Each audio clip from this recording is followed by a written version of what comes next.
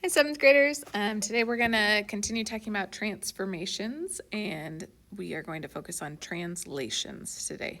So again, a transformation is some type of change to a figure.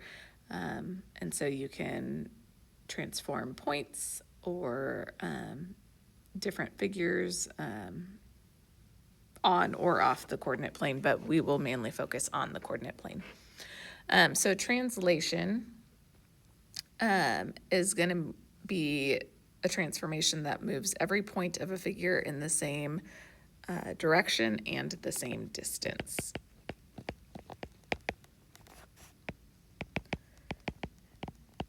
And so it can move these figures left or right,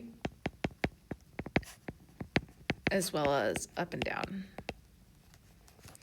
And translations are often thought of as a slide. So I typically like to think of that SL on slides and then this SL in the word translation.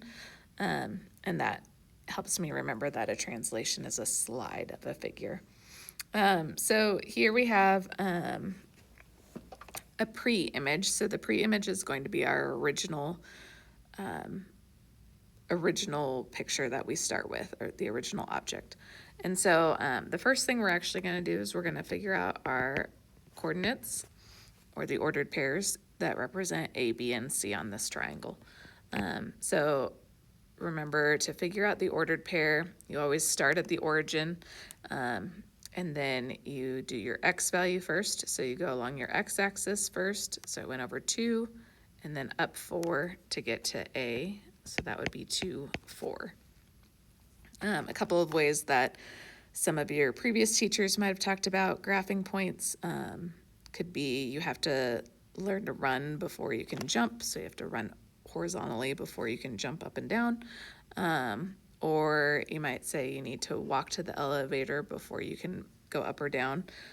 Or you need to get on the elevator before you can go up or down. Or you might have referred to it as a ladder, but or you can think the x comes before the y, so you have to do the x-axis first before you move along the y-axis. And so x comes before y in the alphabet. Whatever way you want to remember, but you're, again, doing that x value first before the y.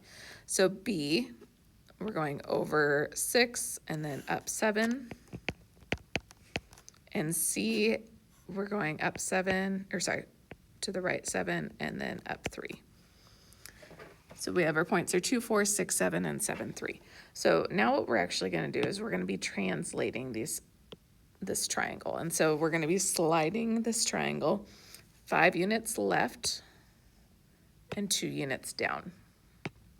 So I'm going to take each of these points and I'm going to slide them each 5 units left and then 2 units down. So if I take A, I can go 1, 2, 3, 4, 5, and then 1, 2. And so my new A is going to be over here, okay? And so what we call that is we actually call it A prime, and the visual way to represent that is with A apostrophe. So that's your way of saying that the new image of A is A prime, so that we don't confuse the two. Then I'm going to take B, and I'm also going to move it 5 units left and 2 units down, and call that B prime. And then same thing with C. I'm going to move that 5 units to the left and 2 units down. So there's C prime.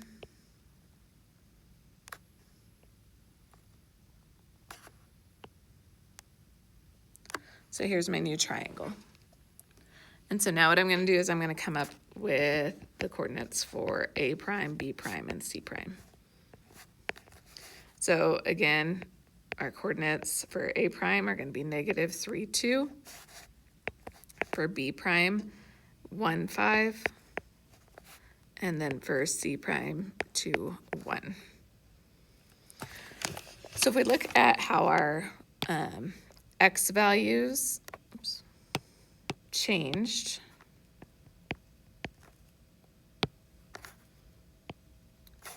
from the pre-image to the image.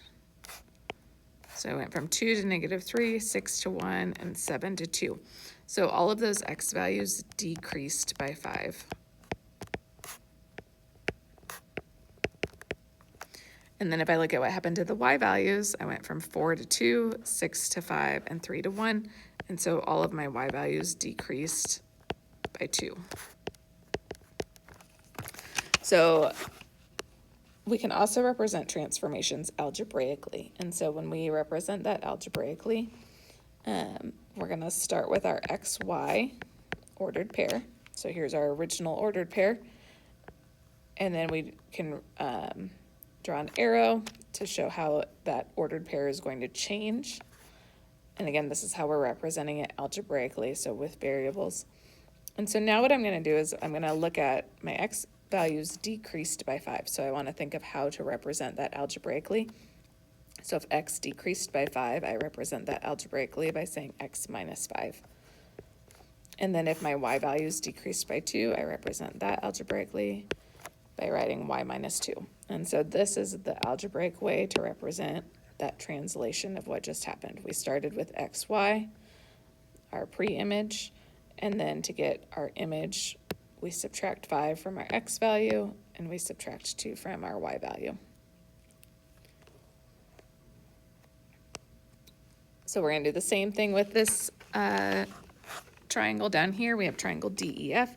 So first we're going to figure out our original coordinates for D, E, and F. And so D is at -7, 4. Oops, sorry, -7, -4. E is -4, 1. And F is -3, -5. And here it says I'm going to be translating the triangle DEF 4 units right and 3 units up. So I'm going to take each one of these points and move it 4 units to the right and 3 units up. And again, we'll label those as the prime coordinates with that little apostrophe.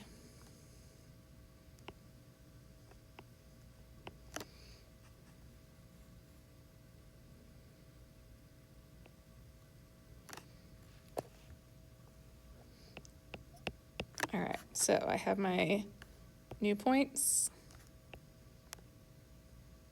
Again, all I've done is translated or done a slide of each point, 4 units to the right and 3 units up. And so now my new points, D prime, E prime, F prime. D prime is -3, -1. E prime is 0, 4. And F prime is 1, -2. And so again, if we think about what happened to our x values, I went from -7 to -3, -4 to 0, -3 to +1. So they all increased by 4. And my y values, I went from -4 to -1, 1 to 4, and -5 to -2. So these all increased by 3. And then again, we can represent that algebraically. So I have my starting ordered pair, xy. We're going to draw an arrow to represent that it's changing. And then my results, my x value increased by 4. So to represent that algebraically, we can say x plus 4, and my y values increased by 3, so y plus 3. So if I had an original ordered pair and I wanted to follow this translation, I would add 4 to the x coordinate and add 3 to the y coordinate to get the new ordered pair.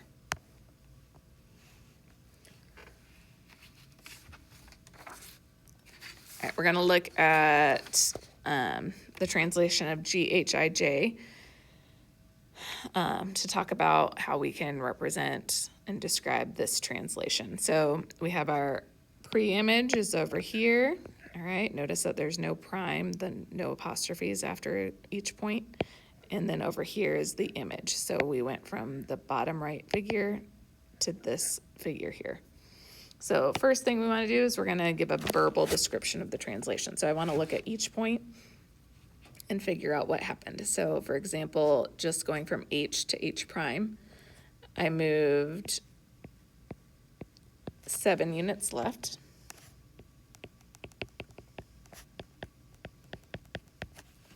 And then I'm going to look at how far up I moved. So 1, 2, 3, 4, and 4 units up.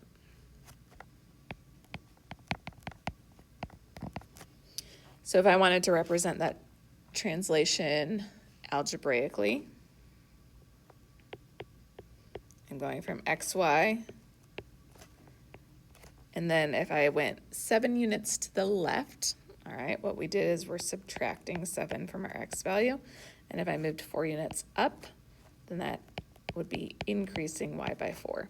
So think left or down are both going to be subtraction, and if I'm going to the right or up, then I'm increasing the x or the y value. And what do you notice about the line segments and angle measures in the pre-image and image? So both the line segments and the angle measures are going to be congruent.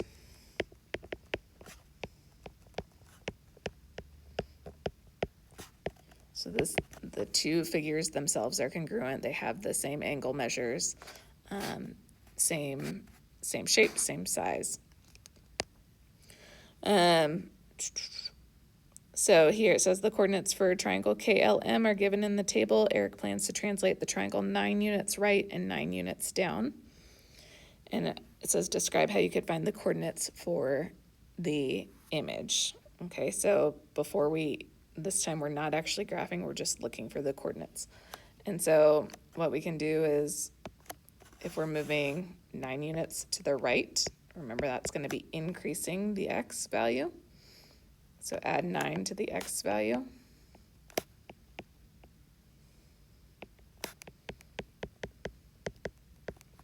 And then 9 units down, if we're moving down, then I'm decreasing the y.